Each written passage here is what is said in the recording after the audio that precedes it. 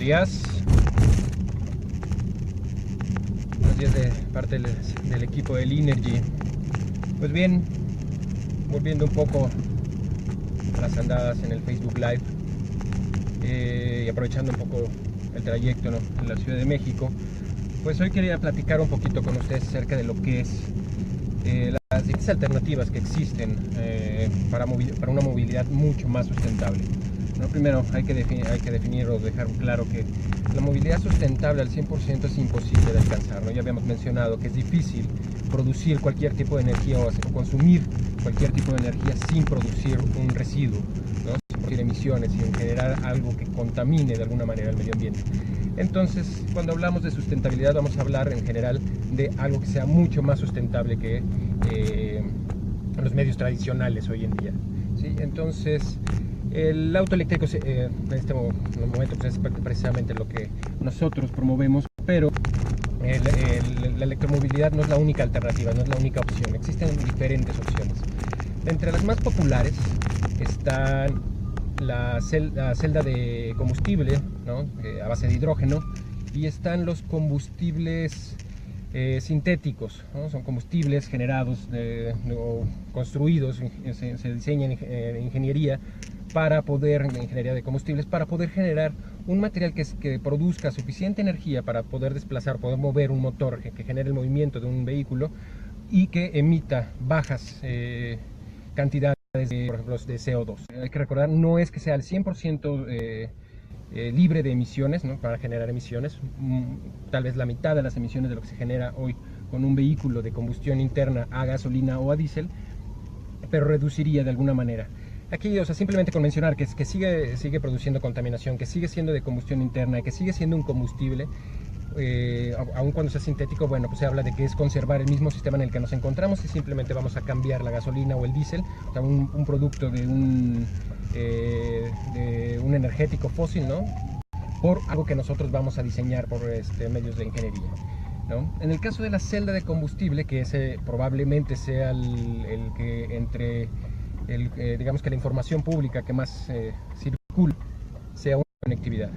Si a la celda de combustible lo que trabaja con hidrógeno, ¿no?, continuamente uno puede estar inyectando hidrógeno en esta celda de combustible, lo que va a hacer es generar una oxidación, un proceso químico en el que se va a generar electricidad. Con esto alimentaríamos un motor eléctrico que produciría el movimiento de nuestros vehículos.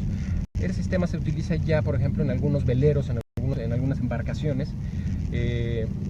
Genera bastante electricidad, ¿no? Es bastante bueno el sistema. El problema es el suministro de hidrógeno.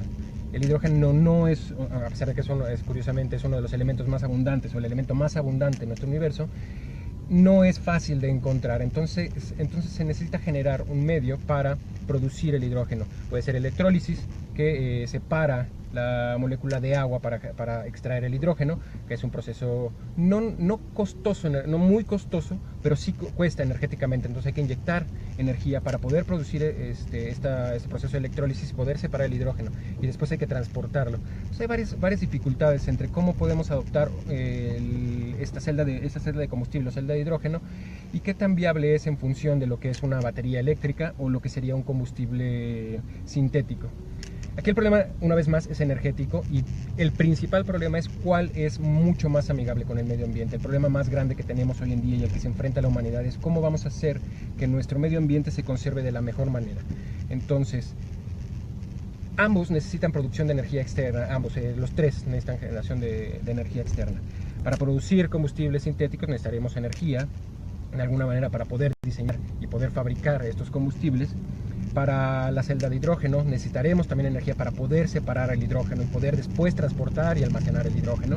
Y en el caso de los carros eléctricos, pues generar la energía que se va a almacenar en los acumuladores o en las baterías, ¿no? Entonces, en los tres casos vamos a tener vamos a requerir de una generación de energía por fuera del sistema.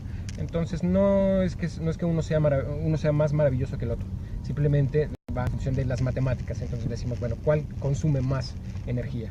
Es muy costoso energéticamente es muy costoso producir un combustible sintético, por ejemplo. Entonces, dentro del artículo que acabamos de poner, en Facebook acerca de este tema, nos habla de lo costoso que puede llegar a ser energéticamente producir un combustible sintético. Entonces, por ejemplo, si nosotros quisiéramos, el artículo menciona, si Alemania quisiera alimentar sus vehículos con combustibles sintéticos, la cantidad de energía que necesitaría producir tendría que ser procesada por 200.000 generadores eólicos de electricidad, por ejemplo, ¿no? O sea, para producir nada más el combustible necesario para Alemania. Es un ejemplo, algo por el estilo dice. En el caso de los carros eléctricos, con la mitad de estos generadores podrían mantener en movimiento los vehículos eléctricos, ¿sí? Y para poder generar el hidrógeno estaría entre los dos. O sea, digamos que el orden energético antes de llegar a nuestro vehículo, en cuanto a consumo de energía, es muy costoso producir un combustible sintético, es menos costoso producir hidrógeno para poder mantener en movimiento un vehículo, y el más económico energéticamente hablando es el de la electromovilidad con baterías, ¿sí? En el que la producción con la mitad de estos ventiladores, bueno, no ventiladores, de estos generadores eólicos de electricidad podría alimentar o podría generar la electricidad necesaria para poder mantener en movimiento los vehículos. Entonces, para resumir y quedar un poquito, espero que sea un poco claro lo que estoy tratando de explicar, es energéticamente hablando la opción más viable para nuestro futuro en cuanto a la movilidad es la electricidad almacenada en baterías, ¿sí? Y por otro lado, también hay que tomar en cuenta que cada uno de los sistemas tiene riesgos, ¿no? Entonces, y dificultades también para el usuario. Mantener un sistema de combustión va a hacer que se mantenga el sistema en el que nos encontramos, en el que sí estamos muy cómodos, pero es un sistema complejo, es un sistema que requiere de muchas partes, un motor que requiere muchas partes que van a estar en movimiento y que va a requerir constante mantenimiento, y va a ser tan costoso o más costoso que un motor de combustión interna como el que conocemos actualmente. En el caso de la celda de hidrógeno tendríamos un problema similar, aunque es un motor eléctrico, es que el que iría bajando ahí, el poder generar o mantener el sistema óptimo para poder generar la electricidad en este proceso de oxidación del hidrógeno puede ser bastante complicado, y puede también requerir un mantenimiento complejo y que también puede ser costoso. Entonces, es importante tomar en cuenta estas cosas. Además, vaya, el hidrógeno tiene un pequeño problema. Es muy atractivo, y les decía que era tal vez el más conocido y el más atractivo, porque además el desperdicio en este proceso es agua.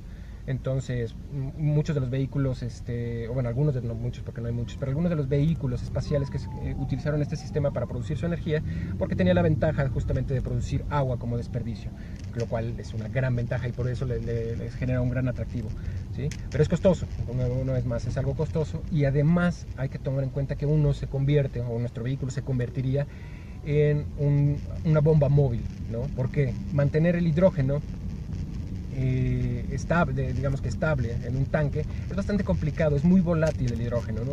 Vaya, si recuerdan un poco la historia de lo que es la movilidad aérea, los dirigibles en algún momento de la historia, por ahí de entre 1900 y 1930, fue uno de los sistemas de transporte aéreo, o el sistema de transporte aéreo por excelencia.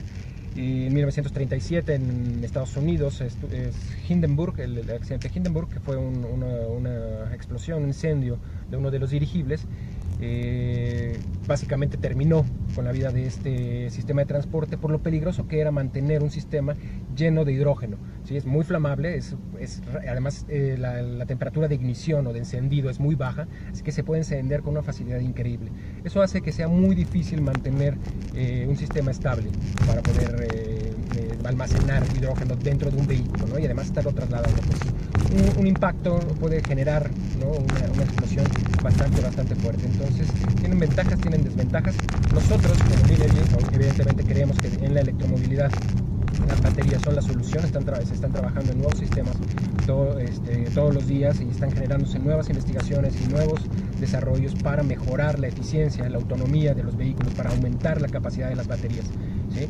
Entonces, esta es nuestra opción, no es lo que nosotros queremos. Nada está dicho totalmente, ¿no? Sí, estamos totalmente de acuerdo en que hay todavía muchas opciones por explorar, pero creo que es importante tomar en cuenta que si uno de los factores principales que buscamos como sociedad, como humanidad, es mantener nuestro medio ambiente, es decir, disminuir al máximo las emisiones de gases de efecto invernadero, mitigar en lo más posible los efectos del calentamiento global, tenemos que elegir la opción que más convenga en este sentido, no aquella que sea más fácil de implementar, no aquella que sea mucho más, que le dé más beneficios o más ganancias a un fabricante, o que nos haga la vida mucho más sencilla simplemente porque es fácil mantenernos en movimiento si nosotros nos paramos y cargamos en una gasolinería, ¿no? Tenemos que pensar en que nuestro futuro en este planeta depende de cómo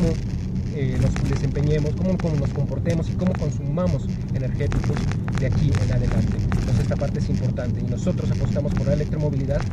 Insisto, hay otros sistemas que se están poniendo en práctica, que están empezando también a tener un boom importante, y tendremos que ver cuál es el desempeño, cuáles son los logros que llegan a tener estos sistemas de hoy en adelante, ¿no? Son todavía sistemas de investigación, muchos están en procesos o en etapas de investigación, muchos de ellos, y esperemos que llegue alguno que sea el más importante. Hasta este momento la electromovilidad en baterías parece ser el sistema ganador. Muchos están cambiando, muchas empresas están cambiando este sistema. Volvo es una de las claras de los claros ejemplos en este sentido, que anunció que a partir del año que entra su producción de vehículos será solo en sistemas 100% eléctrico o híbridos. Abandona totalmente a partir del año que entra la producción de vehículos de combustión interna a base de diésel o gasolina. Entonces empezamos a ver un cambio en el mercado. Entonces las apuestas, ¿no? La apuesta está echada y veremos en el futuro qué es lo que pasa. Pero nosotros creemos que esta es la opción, es la mejor opción. No es todavía tan eficiente como esperamos, no es tan buena para la autonomía como nosotros esperamos, pero seguimos avanzando. Todos los días se avanza y cada vez hay una noticia nueva acerca de un nuevo avance en las baterías, o el aumento de la capacidad, o el aumento de kilómetros que puede recorrer un vehículo, y cada vez hay nuevos vehículos. Entonces es importante, ¿no? Estar siguiendo estas noticias para nosotros saber cuál es el futuro, y tal vez si tenemos alguna duda de cambiar o no de sistema, si queremos pasar a la gasolina, si queremos conservar la gasolina, si queremos utilizar mejor un auto de diésel, un eléctrico, si llegan a salir pronto los de hidrógeno, si queremos entonces una celda de hidrógeno, y es importante tener esta información. Entonces espero que haya quedado un poco claro, ¿no? Espero no haber cantinflado mucho. Es un tema un poco complejo, y estas son las tres. Lo único que quería era presentar estas tres opciones, ¿no? Estas tres opciones de movilidad que tenemos hoy en día existentes, y que serán probablemente en no mucho más de 2 o 3 años los puntos de referencia para la movilidad global en las grandes ciudades principalmente. Pues bueno, eso sería todo, y pronto ya tendremos videos un poco más oficiales. Eso de que me estén viendo a mí nada más no es precisamente lo más atractivo, pero estamos ya terminando con algún material que empezaremos a presentarles tanto aquí en el Facebook como en el canal de YouTube. Entonces esperemos que nos sigan, y pues pronto tendremos un poco más de noticias acerca de cómo vamos trabajando y avanzando, y de las cosas que estamos trabajando para ofrecer